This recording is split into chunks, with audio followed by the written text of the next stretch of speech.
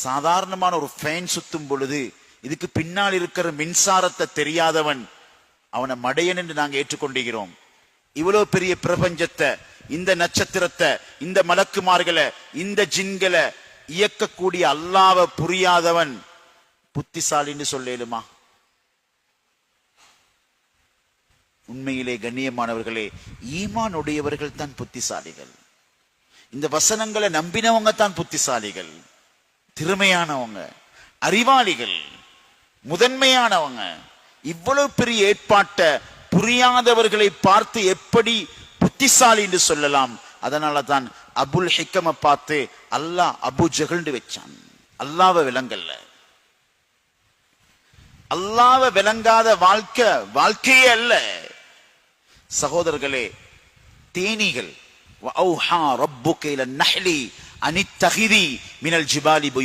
சூரத்துல் நஹ்ல் குர்ஆன்ல, சூரத்துல் நம்ல் தேனீண்ட சூரா, எறும்புன்ற சூரா, அல் அன்கபூத் சிலந்தி என்ற சூரா, எத்தனையோ சூறாக்கள்.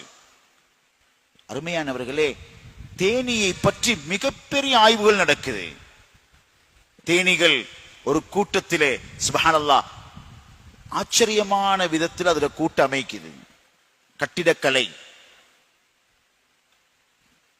ஒவ்வொருவருமே கட்டிட கலைஞர்கள் தான். தேனீகள் அறுகோணியாக கட்டுது. ஏன் முக்கோணமா கட்டுது இல்ல? ஏன் சதுரமா கட்டுது இல்ல? ஏன் சதுரமா கட்டுது இல்ல?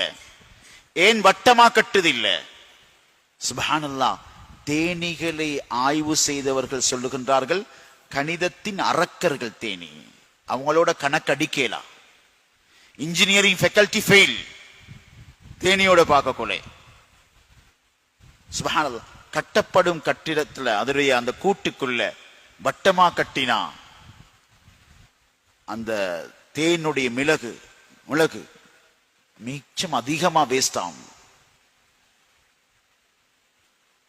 சதுரமா கட்டினா கஷ்டப்படணும்.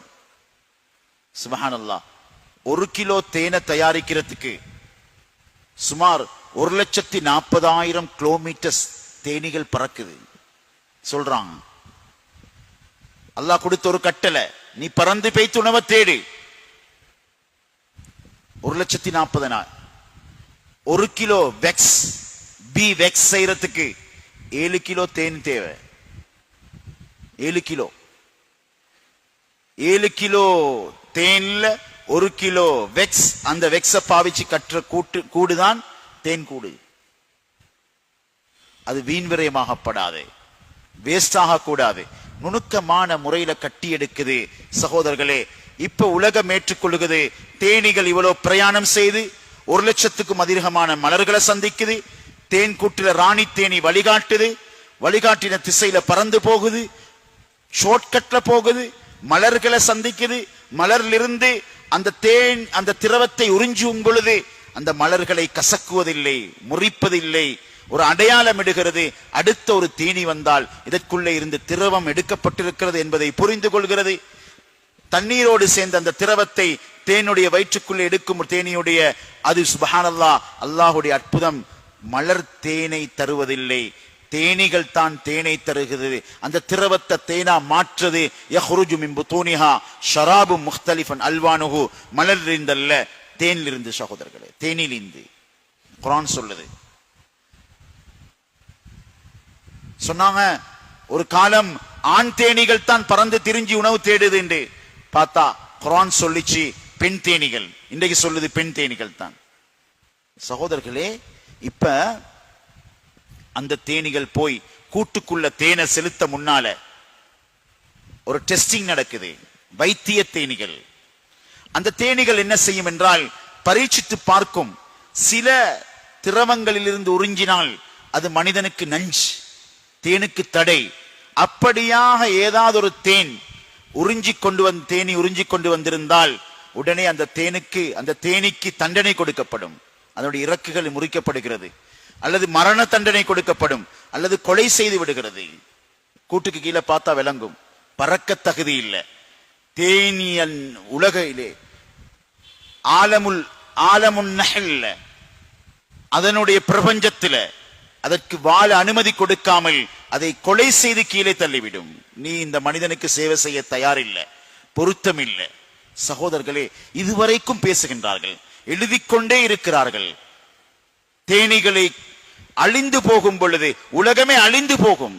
தேன் வியந்தேன் என்ற ஒரு புத்தகத்துல ஒரு முஸ்லிம் லேடி டாக்டர் தெளிவாக இதெல்லாம் எழுதுறார்.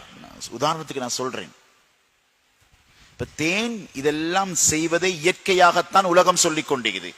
அல்லாஹ் தேனியுடைய செயல்களை, இந்த வேகத்தை, இந்த பறக்கிறத்தை, இந்த உணவு தேற்றத்தை, இந்த கூடு கற்றத்தை சொல்லும் பொழுது முதலாவது அல்லாஹ் சொல்றான், ரப்புக, உமது இரட்சகன் தேனுக்கு நுண்ணறிவை கொடுத்தான். இன்றைக்கு எடிட்டிங் நடந்தது, தணிக்கை முஸ்லிம்களும் சேர்ந்துதான். இயற்கை என்று சொல்லி அல்லாஹ் கொடுத்தது அப்படியே எடிட் பண்ணிட்டு சயின்ஸ பேசுறோம். நாங்க செய்யற முதலாவது அநியாயம்.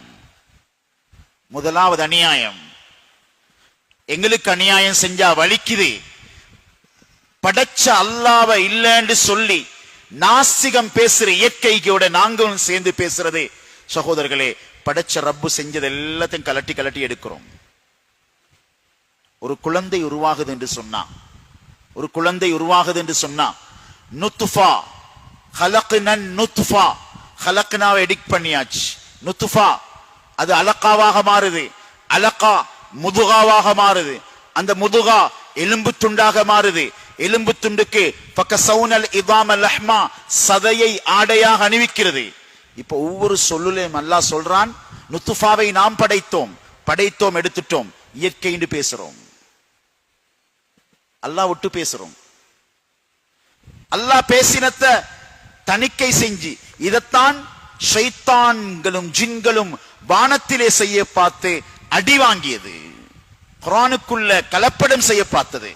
அல்லாஹ்ட அற்புதங்கள் அல்லாஹ் பேசுறதுக்கு தயாரிச்ச அவனுடைய கலாம் அங்க நடக்கல. ஆனா இன்றைக்கு எங்கட வீட்டுக்குள்ளே நடக்குது.